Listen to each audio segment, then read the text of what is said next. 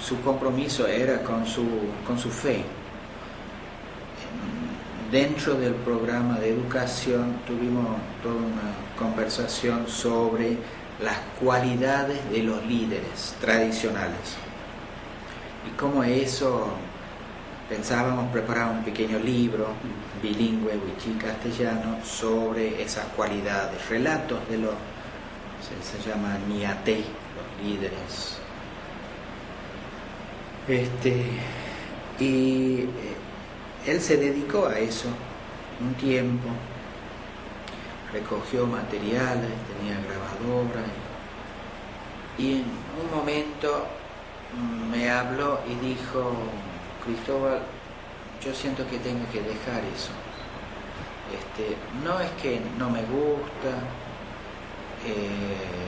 me gusta, pero yo siento que yo en primer lugar soy pastor, entonces tengo que ver eso. Era una persona muy pensante, tremendamente pensante, reflexivo, aunque a mí me sorprendía a veces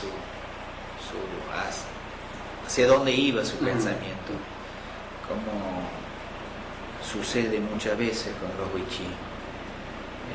Podía dar una respuesta, uno piensa, ¿cómo llegó a esa conclusión? Totalmente diferente de lo que uno mismo hubiera pensado. De donde él provenía, la zona de Potrillo, él siempre estaba interesado por la gente de su zona. Y bueno, a veces dentro de las comunidades se planteaban distintos problemas de relación entre la gente. Bueno, eso a él le dolía mucho. Y yo me acuerdo ahí en San Andrés, que era el pago de él, él siempre iba y veía a la gente, y después creo que en un momento se planteó una situación ahí, una cierta división, entonces él estaba ahí, fue y se quedó allí, la familia quedaba por acá y él estaba allá, ¿no? Por un tiempo prolongado, tratando de unirlo, ¿no? Que no se dividan, que no haya esa división. Entonces creo que él, el logro ese logro creo que fue algo muy... Él siempre bueno. piensa, hace cosas muy distintas de los demás, y siempre imaginar cosas más allá de su mundo. Y eso, cuando viajó a Finlandia, dice que lo que soñó vio allá en Finlandia, lo que toda la vida soñó.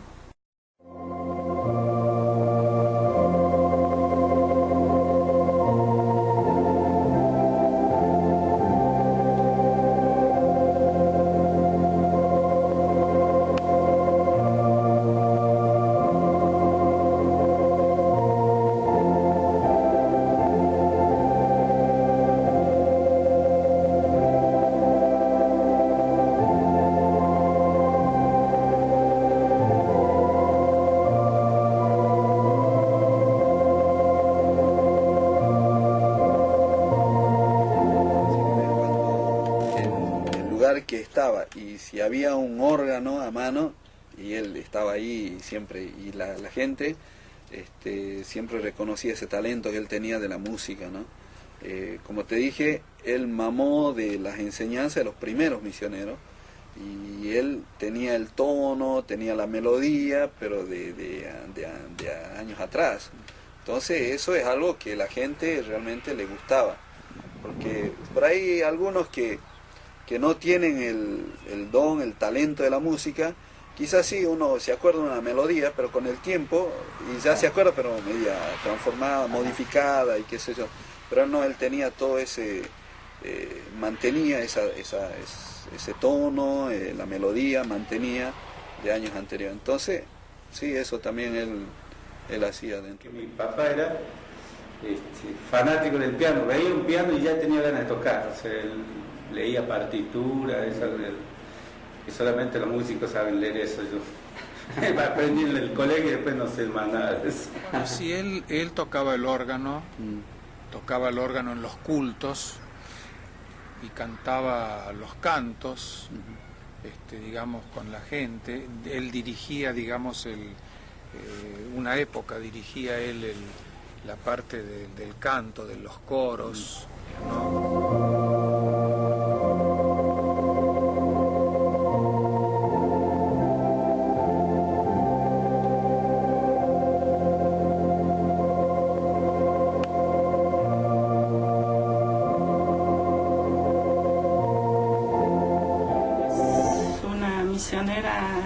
Inglesa que todavía vive en Inglaterra, que le enseñó, dice que le enseñó a tocar. Me gustaba escuchar cantar y los himnos cantar. Y casi no le gustaba así músicas que ahora la iglesia toca así movida, todo. Le gustaba escuchar orquesta, toda música. Y mi sueño era, yo decía cuando por ahí tenía un sueldo, por ahí tenía un trabajo, y yo decía, algún día voy a sorprender con un piano. Siempre tenía eso, pero no se pudo. Juan trabajó muchos años en la traducción de la Biblia. Yo no participé en eso, pero evidentemente cuando íbamos a armar el proyecto, había dos motivos por el cual Juan entraba.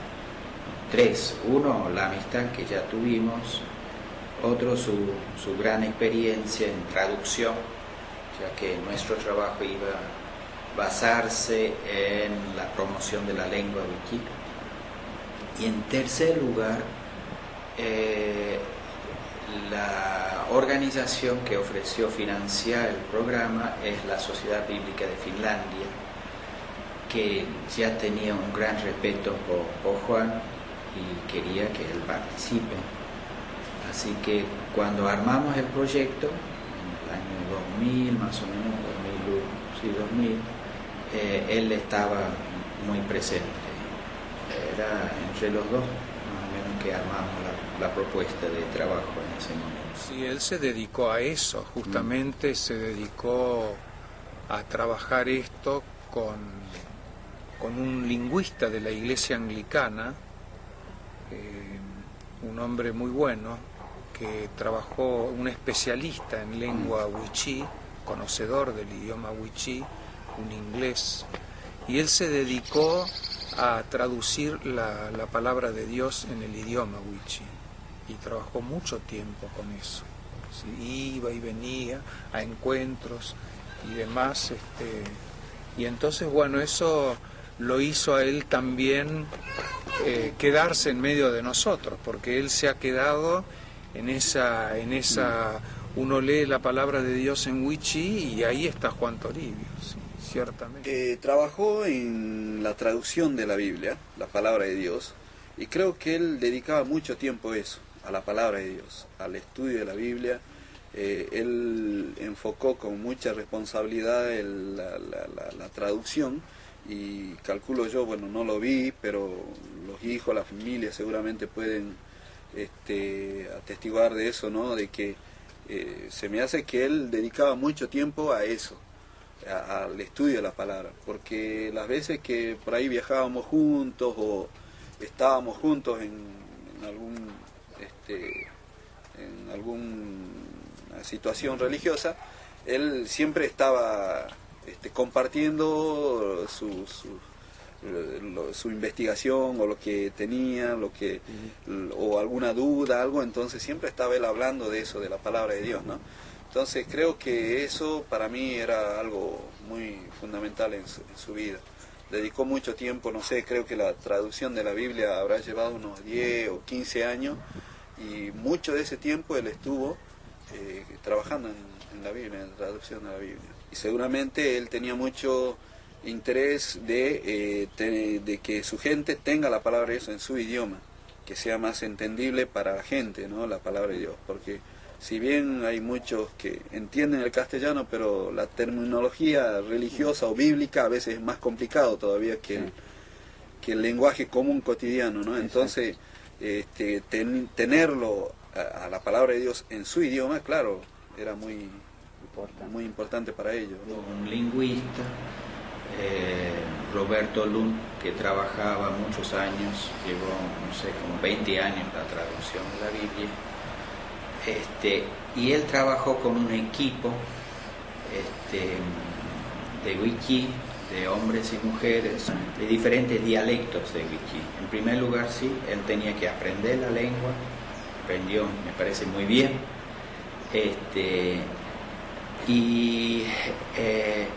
pero la traducción en sí la hicieron los traductores wichí.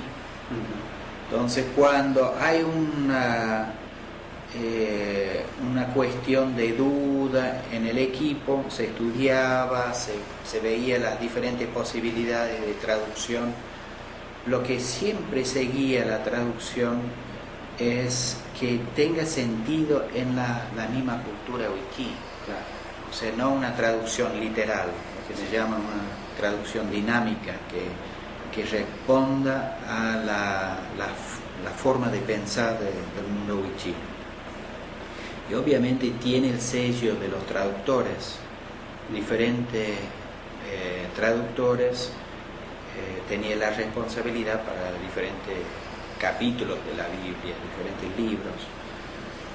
Y Juan, no sé cuántos en total, pero él tenía una responsabilidad grande en para varios de los libros. Acá otro señor que tenía mucho que ver, que fue el primer traductor en realidad, es Isidro Vilte. Había un señor Ponciano Benítez, después una mujer, Yolanda Alfaro, y seguramente había otros. Yo no participaba en ese proceso. Para el wichí, tener la Biblia en su propio idioma fue un adelanto muy grande, muy importante, porque de repente tener una Biblia en su propio idioma era como dar un salto muy grande. No trabajé con la gente wichí, yo trabajo más con la gente criolla, pero es muy importante para la gente wichí tener en su propio idioma porque interpreta más a fondo las cosas. Y si pueden tener entonces una Biblia en su propio idioma, es como que se hace carne en ellos la palabra de Dios. El tema de la Biblia, la palabra de Dios, ya es algo que queda y perdurará no siempre. Sé, para siempre, ¿no? Entonces ese es un legado que él ya dejó, que es algo muy bueno, muy importante. Y como te dije antes, siempre él era un referente del resto de los pastores, sobre todo de los más jóvenes, ¿no? De los que venían atrás de él. Seguramente ellos van a tener un recuerdo de él y el ejemplo que él dejó, ¿no? Como te dije, el compromiso, el servicio, la fidelidad a Dios que él tenía, eso va a quedar en las personas. Quizá mucho, claro, son cosas que por ahí uno no lo ve, qué sé yo, uno no dice, mira, construyó algo, esto es algo que él hizo, ¿no? Claro. Son cosas, construcciones dentro de la persona misma, o sea, está construyendo el carácter, la vida de una persona. Al andar mucho con él, tantísimas cosas que me contó, cosas que a lo mejor algunos de mis hermanos no lo han contado nunca, y me sentía privilegiado en ese sentido. Entonces, cosas que me daban, por ejemplo, para las capacitaciones, esas cosas era lo que más me daba, me habría más interés.